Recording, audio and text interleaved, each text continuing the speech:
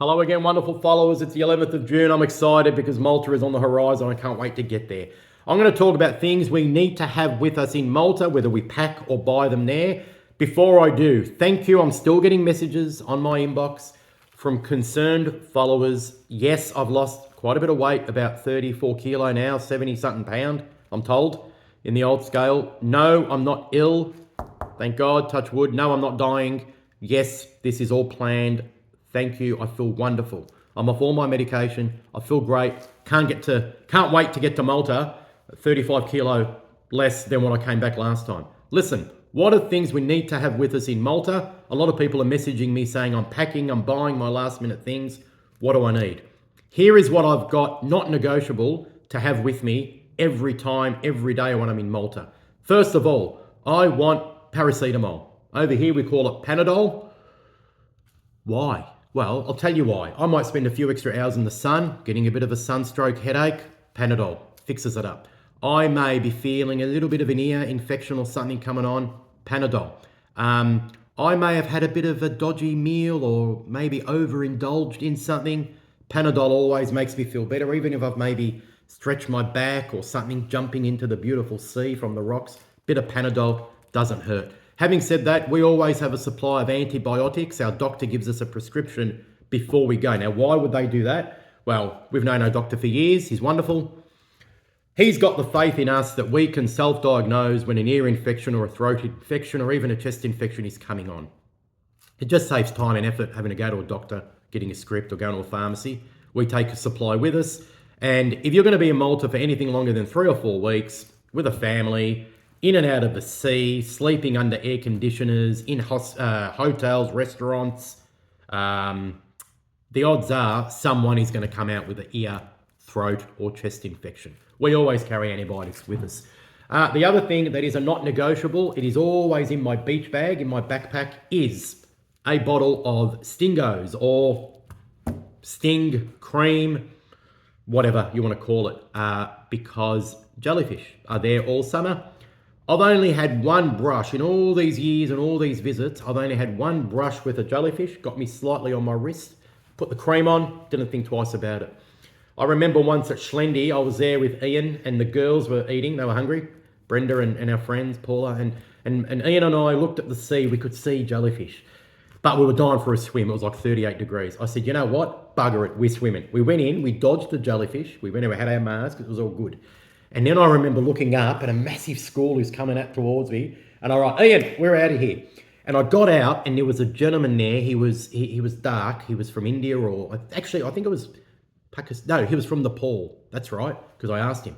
And he wasn't looking too good. He was sitting on a bench with a towel around him. And I just went up to him, one human to another. I said, mate, are you okay? You don't look well. And he said, I don't feel well. And he took off his towel and he was covered like a dozen, he got hit by a school of jellyfish. He didn't even know they were there.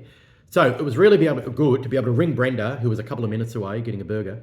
She ran down with the Sting cream, covered him, took off some of the stuff with a card, carry one of those as well, like a business card or a credit card type thing. And we helped him out, much appreciated. So always have that with you, as well as insect repellent, guys. There are mosquitoes. There are some weird kind of mosquitoes there at night in some areas around the water. One night, it was about 10 years ago, I was probably about 40, I was going out for a big night in Parcherville with my friends. I was walking around Spinola Bay and I got bitten. These bites, they got huge. In fact, it was probably 3 months after I got home, I was still treating them. A couple of them just got so severely infected. And on the bottom of my shin, I've still got a dent of where one of these was. It's like it ate some of my flesh, right? It took months to recover. It wasn't painful or anything like that. It was just a pain. I kept having to cover it up when I was in Malta with a bandage. Anyway, if I sprayed insect repellent and kept it on me, maybe it wouldn't have happened. You're going to want a beach towel when you're in Malta. We have a bag, a beach bag, a backpack. We've got our Panadol, some throat lozenges. We keep our Sting cream, and we've always got our beach towels. Now, big, bulky beach towels, yeah, they take up a bit of room. They can be nice and colourful. These microfiber beach towels that we discovered a few years ago, fantastic. It's like a glorified cloth that you wipe your car with, right?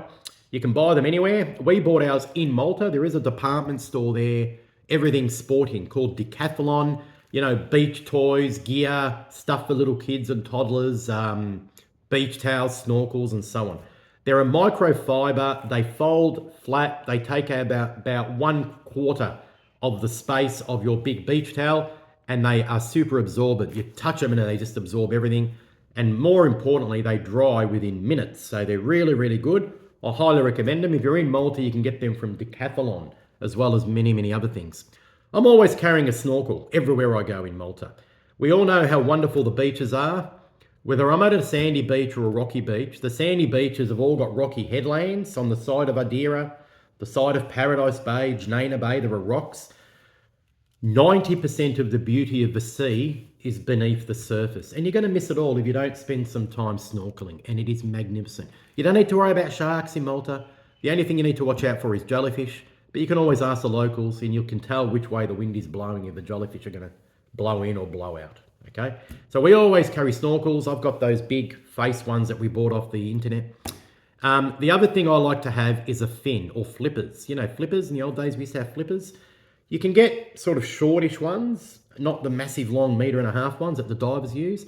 And guys, even one of these, if you don't want to carry 2 around in your luggage, even one of these can make a really big difference when you're swimming and snorkeling and take a lot of the energy sort of off. They really give you a lot of thrust. Nobody's going to laugh at you for wearing a face snorkel or a flipper. There's plenty of pale English people on the beach to laugh at. No, I'm only joking. That's a joke. Don't send messages, please. Don't crucify me. I'm only kidding. I've got a lot of English friends. My neighbour there is English, and I love them. We have a lot of fun, but they're very pale. Anyway, you're going to have a bowl, beach towel, suntan lotion. Don't forget your suntan lotion, of course, your oil, whatever. Put it in a Ziploc bag if it's going to be in your luggage.